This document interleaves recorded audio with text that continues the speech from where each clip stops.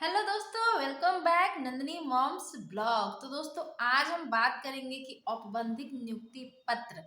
तो आज मैं बात करूंगी कि बीपीएससी टीआरई 1, क्योंकि मैं बीपीएससी टीआरई 1 से सेलेक्टेड हूँ, और बीपीएससी टीआरई 3 के नियुक्ति पत्र में क्या क्या अंतर होगा। क्योंकि अभी एससी एसटी विभाग से जो भी औपबंधिक नियुक्ति पत्र मिला है वो मेरे पास है, और जो बीपीएससी टीआरई 1 से मिला था औपबंधिक नियुक्ति पत्र वो मेरे पास है। तो मैं आपको ये पढ़ के दिखाने वाली हूँ कि दोनों में क्या अंतर है। देखिए, दोनों में किसी भी प्रकार का कोई अंतर नहीं है, मेरे पास है। इसमें बस वही है, ये पटना का है, कार्यालय जिला शिक्षा पदाधिकारी पटना का है। नीचे लिखा औपबंधिक औपबंधिक नियुक्ति पत्र। आपका फोटो जो आपने ऑनलाइन एप्लीकेशन दिया था, डाला था, उस समय जो भी फोटो आपका कैप्चर हुआ था वही फोटो यहाँ पे होता है।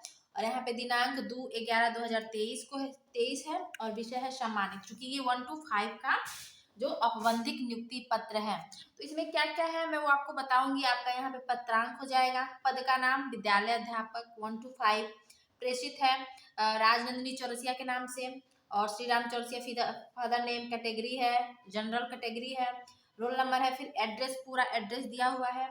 उसके बाद लिखा हुआ है बिहार लोक सेवा आयोग के विज्ञापन संख्या 26/2023 के परिप्रेक्ष्य में घोषित परिणाम के आधार पर आपके द्वारा काउंसलिंग में प्रस्तुत होने के पश्चात एवं आवश्यक कागजात प्रदान करने के उपरांत यह औपबंधिक नियुक्ति पत्र निम्नलिखित शर्तों के अंतर्गत निर्गत किया जा रहा है। अब यहाँ पे आप लोग को एक चीज गौर करने वाली बात यह है कि यहाँ पे लिखा हुआ है काउंसलिंग में प्रस्तुत होने के पश्चात एवं आवश्यक कागजात प्रदान करने के उपरांत। तो यहाँ पे भी जो भी ऐसे कैंडिडेट है जिनको डाउटफुल में रखा गया है, उन्हें नियुक्ति पत्र इसीलिए नहीं मिलेगा क्योंकि उनका आवश्यक कागजात जो है ना वो अभी उन्होंने विभाग को नहीं दे पाया है। जैसे डाउटफुल में किसी भी कारण से आपका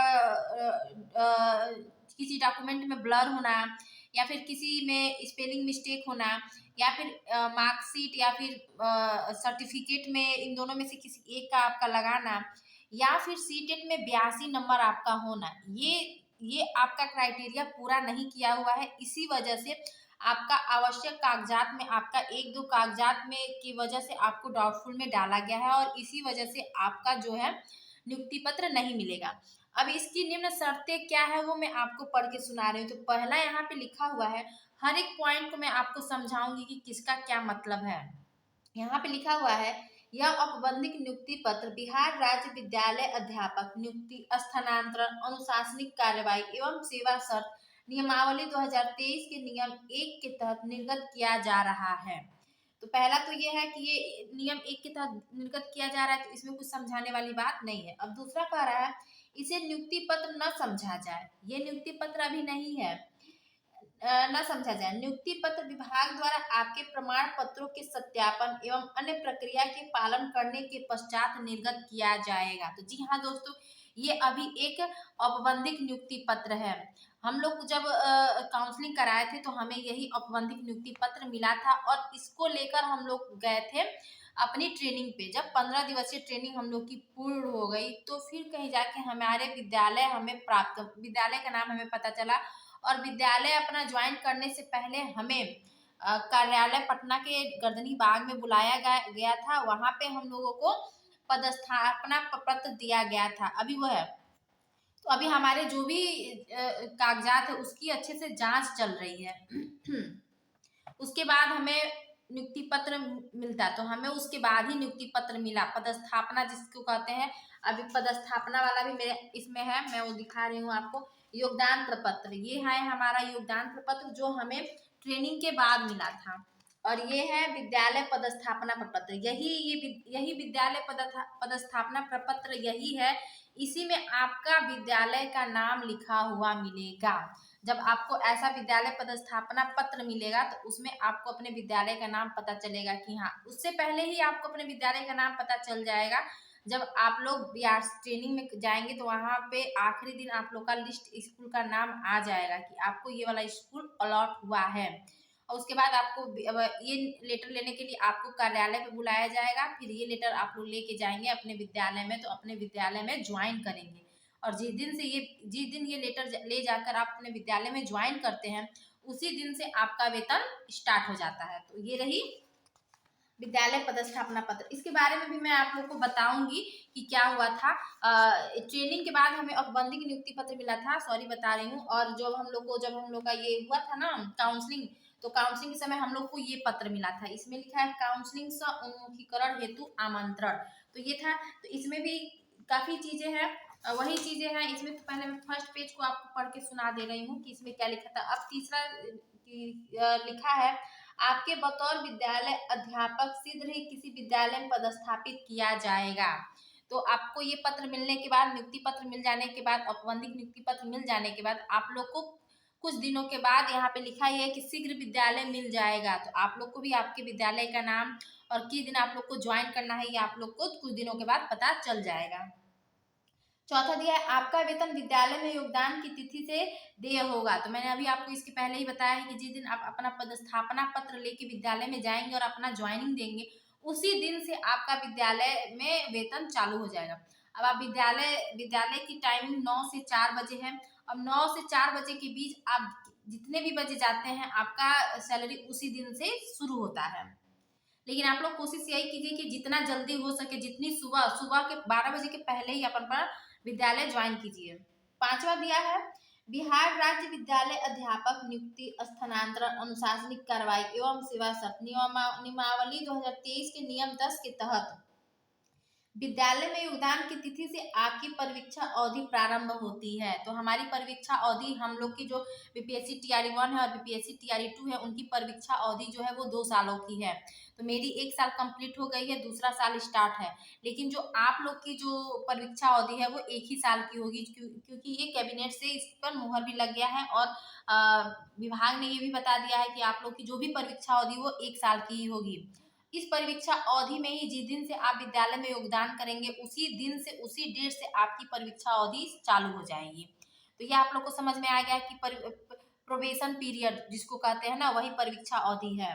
तो ये हो गया। छठवां कह रहा है, आपको यह भी स्पष्ट किया जाता है कि आपके द्वारा दिए गए कागजातों की जांच के पश्चात अथवा परीक्षा अवधि समाप्ति होने के पश्चात अथवा सेवा संपुष्टि के पश्चात कार्यहित में आपको कभी भी स्थानांतरित कर किसी भी अन्य विद्यालय में पदस्थापित किया जा सकता है अथवा किसी अन्य जिले के विद्यालय में पदस्थापित किया जा सकता है। तो आपका विद्यालय मिलने के बावजूद भी विभाग चाहे तो आपका किसी अन्य विद्यालय में या फिर किसी अन्य जिला में ट्रांसफर कर सकता है। तो उसके लिए आप किसी भी प्रकार का ऑब्जेक्शन नहीं लगा सकते। सातवां कह रहा है, उपरोक्त में अंकित की हुई किसी भी बात के बावजूद आपको बिहार राज्य विद्यालय अध्यापक नियुक्ति स्थानांतरण अनुशासनिक कार्यवाही एवं सेवा शर्त नियमावली 2023 के नियम 13 के तहत किसी भी समय जिले के किसी अन्य विद्यालय अथवा किसी अन्य जिले के किसी विद्यालय में पदस्थापित किया जा सकता है। ऊपर वाला ही सेंटेंस यही है।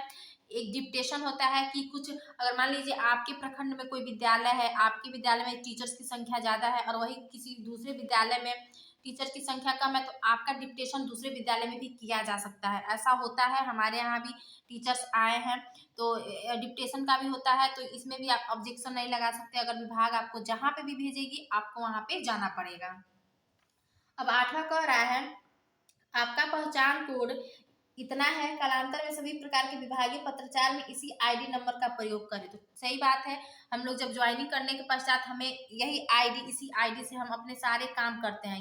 इसी आईडी से हम लोग का ई शिक्षा कोष बना, ई शिक्षा कोष के इसी आईडी से हमारा फिर आईडी नंबर जनरेट हुआ।